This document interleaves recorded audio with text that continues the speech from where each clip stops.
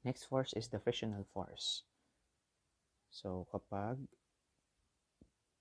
yung box na to ay nag-accelerate to the right, yung direction of frictional force ay opposite to the direction of the motion.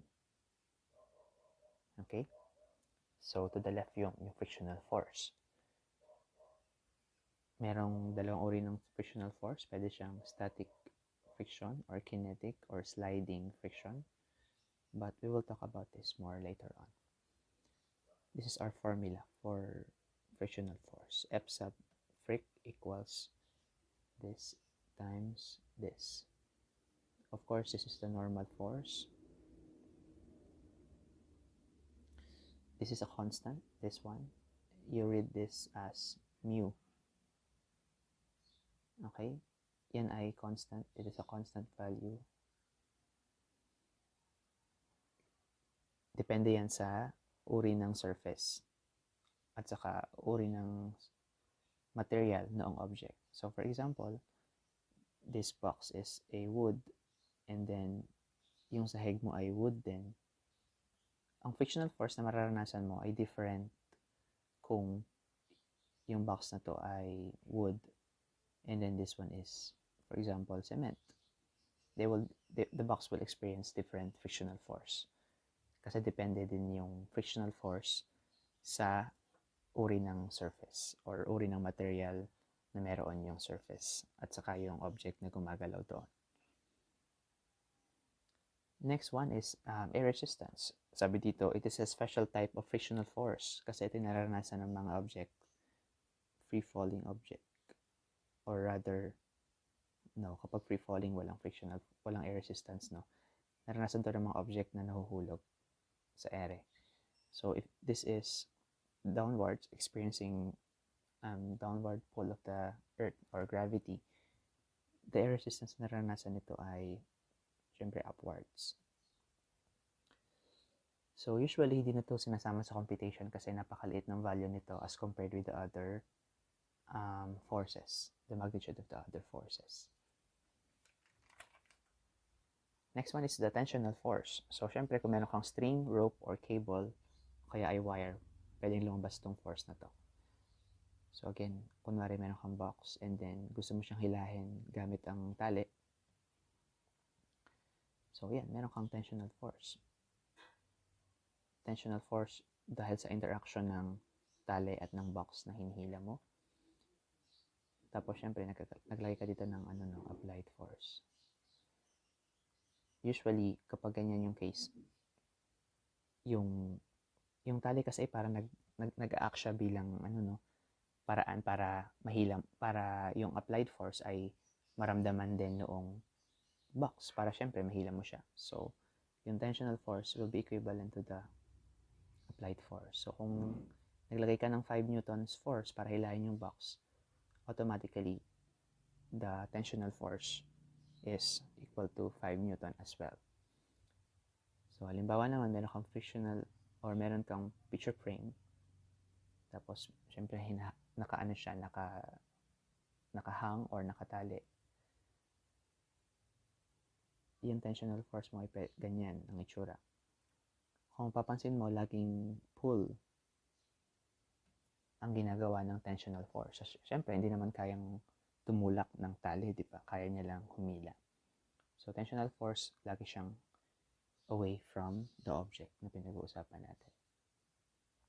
Next one is a spring force. So, halimbawa, meron kang spring. Nasa equilibrium position siya. Ibig sabihin na equilibrium position, hindi mo siya hinihila or hindi mo siya tinutulak. Relax lang yung spring rather. But, kapag hinila mo siya, di ba? Yung box, hinila mo siya, nadadala yung spring.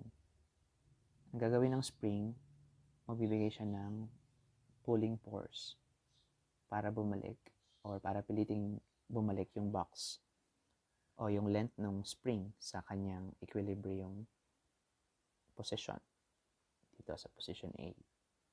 Tapos, kung i-compress mo naman siya, ang gagawin naman ng spring ay tutulak niyo yung box papalayo para bumalik ulit doon sa position A, sa equilibrium position. So yung spring, it's capable of pushing or pulling the object. Okay, before we end, i-clarify natin yung difference between the weight and the mass. Kanina pinag-usapan natin yung gravitational force. Na-mention natin yung weight, di ba? That the weight is also the gravitational force. And then, what is the mass? Yung mass, that's the amount of matter na meron yung isang object. Okay? So, mass versus weight. This depends on the gravitational pull of the Earth, or this is the gravitational pull of the Earth. This is the amount of matter ng isang object. This is in kilogram. This is in Newton, kasi siya ay force. This is location independent. But this one is location dependent. For example, yung isang astronaut, kahit nasa Earth pa siya or nasa Moon siya, most probably or in average, yung kanyang mass ay ganun pa rin. Hindi nagbabago yung amount of matter sa kanyang katawan. Ito namang weight niya, syempre nagbago nung nagpunta siya sa Moon as compared sa kanyang weight dito sa Earth. Kasi nga, di ba, kita natin kanina na gravitational force is, or the weight is equivalent to mass times the acceleration due to gravity. So, weight is location dependent, mass is location independent. Next one is the static versus the sliding friction. Nag-usapan natin to kanina during the friction discussion. Ang pinakaiba lang yan, yung sliding or the kinetic friction, nagaganap to kapag ang object ay gumagalaw doon sa isang surface. For example, a bicycle tire above the road surface.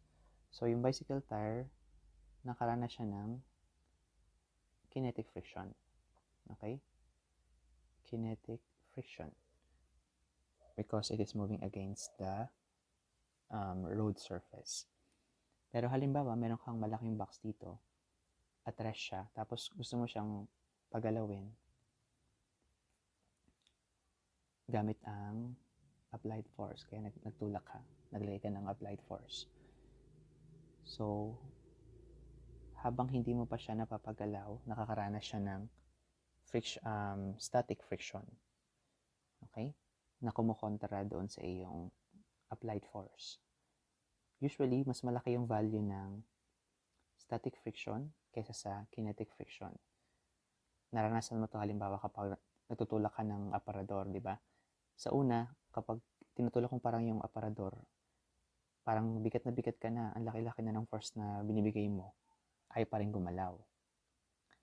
Ang kinokontra mo doon or ang nilalabanan mo doon ay static friction. Pero once na gumalaw siya, di ba? Parang madali mo na siyang maitulak. Ang naranasan mo na lang na friction doon ay kinetic friction.